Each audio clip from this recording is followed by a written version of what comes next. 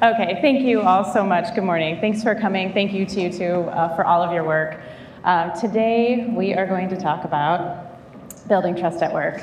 But I want to start with a question. Do you trust me? So a lot of you don't know me. So it might be pretty strange to have answered yes to that question. When we think about how we behave around people we trust, maybe you tell your deepest secrets or offer the keys to your house, maybe even loan money. It would be very weird if you let me take your kids on vacation with me. Okay? So what if we add some context to the question? Do you trust me to put on a good presentation today? One that's worth the next 20 or 30 minutes of your time. Since you're here and paying attention, and some are even audibly saying yes, I'm going to assume it was a lot easier to answer that question in the positive, right? For those of you who still said no, ouch. But don't worry, we're going to work on that today. So first, it's all going to be about professional setting, whether that's work or a board you're on or the PTA, community organization. And I want to dig in a little bit before we get started. So we're going to do a little participation here. I want you to close your eyes and picture a circle, okay? In that circle, I want you to put the names of the people in your life that you trust unconditionally, okay? We're thinking of people who we trust unconditionally. And I want to put their names in that circle. When you're ready, go ahead and open your eyes. Was it hard to put a lot of names in that circle? Okay. And were any of the people you put in there people that you know from work? Probably not, right? And that's because we were talking about unconditional trust. And I'm going to challenge you a little bit. Are the names of those people, do you really trust them unconditionally? I'll give an example. My husband's here. If you were to ask me, just off the top of my head, of course I trust him unconditionally. And I think the first time that I did this exercise, his was maybe the only name that I put in there, right? I mean, I've chosen him to be my partner in life. He's the father of my daughter. I love him a lot. It's like a lot of trust, right? But do I actually trust that he's going to remember who our plans are with this weekend and where we're going and at what time? Or to always order our coffee delivery so that there's coffee to make in the morning? I don't. Sorry, babe. So we need to really break down this idea of unconditional trust, especially at work, because we don't need to trust our coworkers and vendors and client partners unconditionally. We just need to trust each other within the context of the relationship or the situation that we have, okay? And this is getting a little bit harder in remote environments, okay? Many of us, it's gonna matter to us a whole bunch to have this kind of trust at work, right? So when we trust each other, we're able to share together openly, and that builds psychological safety and an environment where we have a belief in one another's character, okay? And because so many of us are working now in these hybrid environments where we're interacting with each other through screens, it's been an incredible advancement in flexibility and geographic diversity of our teams, right? But it has reduced the number of in-person interactions that we have with our colleagues, which helps us get a real read on their values and character and motivations. So it's getting harder. And that can be a real problem. Lack of trust in an environment means that we can't share our feelings and thoughts openly, which leads to miscommunications, reduced productivity, and a reluctance to take risks that lead to personal and professional growth. And research has said that, in fact, 50% of time wasted in business is due to a lack of trust. Think about double-checking, reworking, having overt or covert conflicts with people that we don't trust. And teams that do trust each other have a lot higher engagement. And that engagement means 50% more likely to have a lower turnover, 56% more likely to have higher than average customer loyalty, 38% more likely to have above average productivity, and even 27% more likely to have a higher profitability. So it like literally pays to trust each other. So how do we do this? Ruchi Sinha is a researcher and professor of organizational behavior at the University of South Australia Business School. Her research into trustworthiness has uncovered 3 key elements for building trust. And this is competence, benevolence, and integrity. She calls this the CBI model. So competence is all about having the skills and knowledge and ability to do what we say we're going to do. It's about being very consistent and showing up in the job that we're responsible for.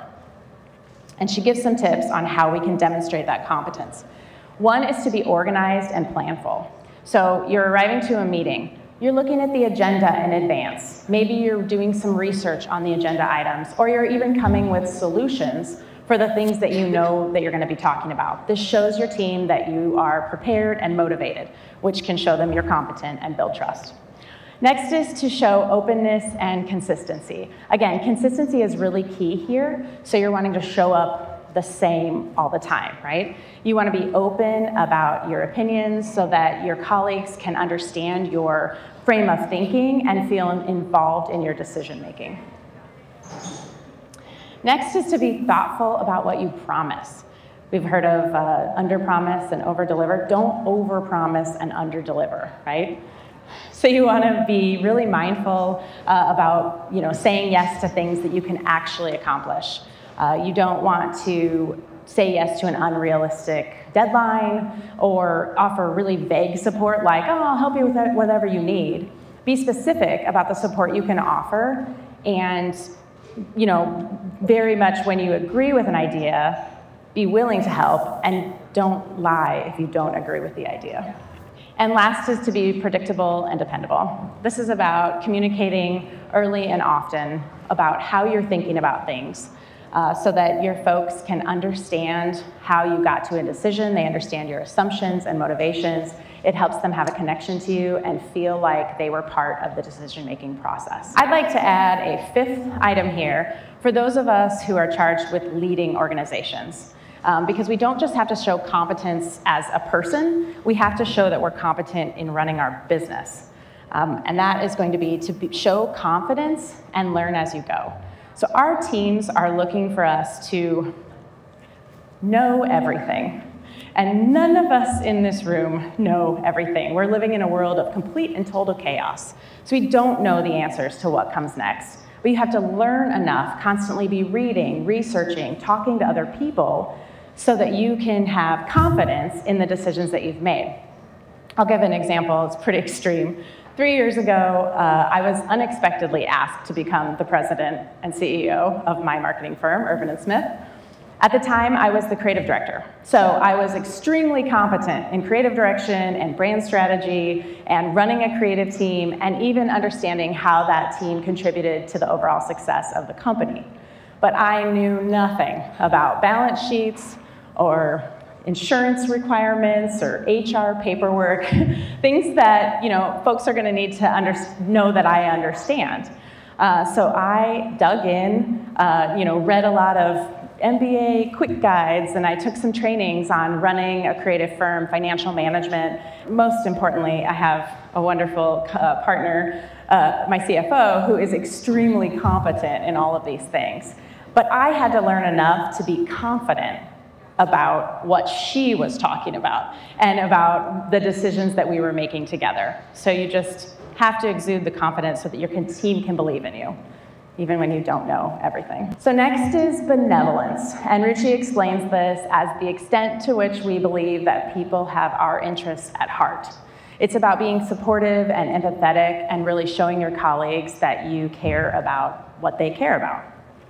And we do this by identifying similarities. So people are a lot more receptive to your ideas if they understand you're coming from a common ground. So you want to have open discussions about your shared values and goals. There's a shortcut here. If you work in a company that has really clear core values, you already have some things in common, right? And then you also want to make sure that you're sharing and talking about your challenges, because that can help build a deeper connection and mutual support for each other, because we all have challenges. This one's maybe a no-brainer, but be kind and show compassion.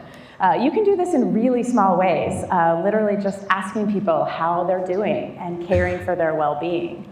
You want to make sure that you're lending a helping hand and offering praise for their hard work. Just things that are really nice. We have a built-in mechanism for this at Irvin & Smith via what we call kudos. We have a Slack channel dedicated to kudos, and we open and close a lot of our weekly meetings with kudos, letting people just call out, like, these team members did a great job. Thanks for someone for doing this, right? We're just being kind to each other. And last, she says to show restraint. So this is about really having a handle on your behaviors and words. In a meeting, you want to avoid eye rolling or scoffing or being dismissive, checking your phone, or my Achilles heel, sarcasm, because these are not trust-building behaviors. And then I would like to add that as a leader, we need to show benevolence to our teams. They need to understand that we care about more than the bottom line. And so you're going to do this by building benefits, policies, and communications for the whole person. For us, this was really apparent when we rolled out 12-week, fully paid parental leave for birthing and non-birthing parents alike. It does take a sacrifice. It takes a hit to our bottom line, but it's something we invested in to show them that we care about their well-being. And frankly, it's the right thing to do regardless of what the legislation says. Last is integrity. This one is probably the squishiest, hardest to define, but it is absolutely the most important. It's about being transparent and open and honest, and adhering to some sort of ethical or moral guidelines. Integrity is often judged in moments of crisis or when something is going wrong. And Ruchi actually explains that if there is a lack of trust due to a break in integrity, it's really hard to get it back. So integrity is really high in the importance level. So one way we do this is to show loyalty.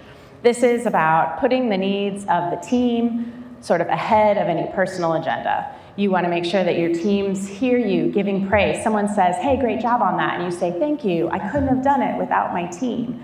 You want to be loyal to the vision of the whole team, again, above just your own personal needs. Next, maybe another no-brainer, but you need to listen. This is about gathering input and being open to other opinions as you're making decisions. And in conflict, asking clarifying questions so that your colleagues can hear you hearing them. And you want to make sure that you are taking the opportunity to hear what they really think as you're making your decisions. And last is to show what she calls citizenship. This is really going above and beyond for the success of the team overall. So maybe you're lending a hand to help someone when they're struggling, or you put on a lunch and learn of something you're really good at. You want to show your team that you're committed to the success of everyone rather than just you. And again, for leaders, showing integrity is very easy to do when you display operational transparency. You want to be really open about the vision of the company, the financial performance, and the whys behind your decisions. In times of, at Irvin & Smith, we have a lot of transparency from really simple things like everyone's job descriptions or the development plans that we all have where we're working on things to grow and develop professionally. We can all see that for each other. And on the other side of things, as we said, integrity really comes into judgment when there's a moment of crisis. So if you're having something really bad happen, like a reduction in force, you have to really carefully consider the communications, the severance, and the vulnerability of sharing in failures. At this point, we have a lot of examples of these companies that have these layoffs and people have found out that they don't work there anymore because their Slack is turned off, or they get a really cold email from HR. We've heard these stories. There's not a lot of integrity behind those actions. So as a leader, it's really important to take the time to do it the right way. This is absolutely a great framework for how we can be trustworthy. These are things that we can all do individually to show that we earn trust. We can earn trust from people. But I'd like to add, right now it's like a three-legged stool, and I need to add a fourth pillar because it is not, as the intro for the global trust discussion said, it's not just about giving or earning trust. You have to be able to give it, and that's really hard for some of us. So we're going to add expectations. So trust is the belief that those on whom we depend will meet our positive expectations of them. I love this definition from Robert Shaw, introduced to me by my brilliant coach, Melissa Copeland. She's helped me see that expectations are really the critical element in building a mutual trust between two people. See, as humans, we expect people to behave in a way that aligns with what we want to happen. We are ego-minded, self-centered human beings, right? So we just want things to go our way.